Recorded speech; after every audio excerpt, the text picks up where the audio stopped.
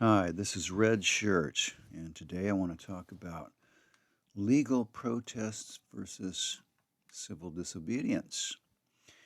Let's define these terms a little bit. Mass legal protests consist of marches, rallies, picket lines, info tables, things like that you're not going to get arrested for. Civil disobedience, on the other hand, challenges the law enforcement to arrest you by doing building encampments, for example, like at college campuses, blocking traffic, throwing soup on paintings, handcuffing oneself to railings, or sit down strikes. Now, there's a time and a place for each. This is what I maintain. Generally speaking, when you have the right to protest publicly, you take that right, you use it, because there's two purposes to protesting, by the way. One is to force the authorities to accede to demands. Okay, that's pretty obvious. But the second and most important purpose of protesting is to raise the consciousness of the majority. Yes, because once the authorities accede to demands, they're going to try everything they can to reverse them. So it's a constant struggle. And the one thing that stops that is solidarity.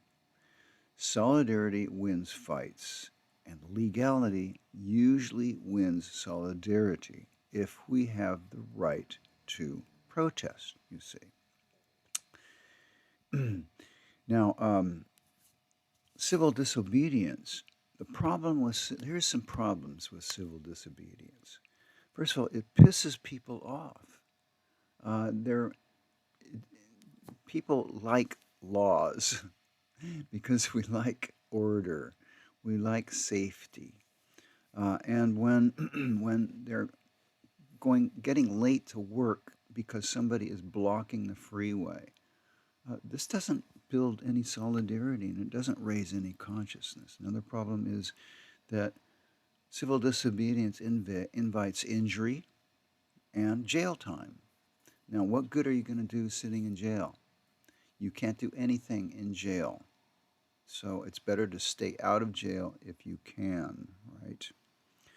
And my main problem with civil disobedience is that it keeps the protests small. People with families are not going to get locked up and thrown in jail, are they? People who have jobs, they're not going to want to go to jail and miss work and be fired.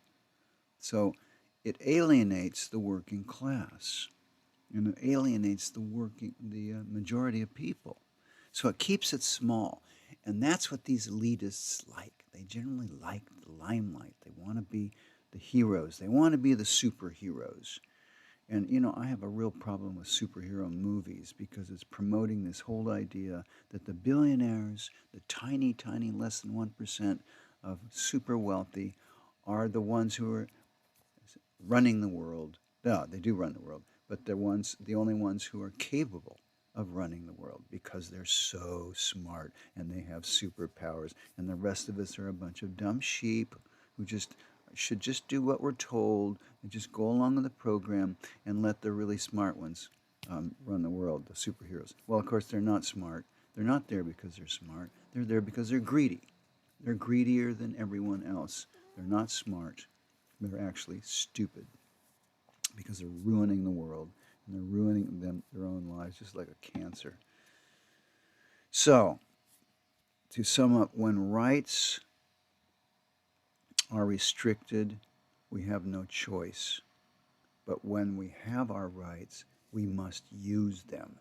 Now, what I'd like to see on a UCLA campus, for example, is to not do these encampments because it invites arrest and violence, but instead to set up literature tables everywhere on campus, to have rallies and marches, peaceful demonstrations, connecting with um, merchants in Westwood, small businesses especially. They're natural allies of the students, to connecting with unions and workers, get them to come to campus for speeches, for rallies, and picket lines. You can do a running picket line all day around the campus. If you're a student there and you have an hour to kill, you go to the table, you get a sign, and you join one of these picket lines. It's not obstructing anybody. It's courteous. It's legal, as long as the administration doesn't clamp down on it, right? As long as they allow it. And it advertises the cause, which needs to get out there in the press and in people's minds, right? So that's just my suggestions. But the people who are doing it, people who are protesting, are the ones who really must decide whether they want to be legal or illegal. So, well, that's all I have for today, comrades. I urge you to check out my list of definitions, because I'll tell you, if you use these loaded words and you don't know what they mean, well, it kind of ruins the argument, doesn't it? So, Socrates said, wisdom begins with the definition of terms. So, go to my website. I'm sorry. Go to my YouTube channel and check out some of these definitions here.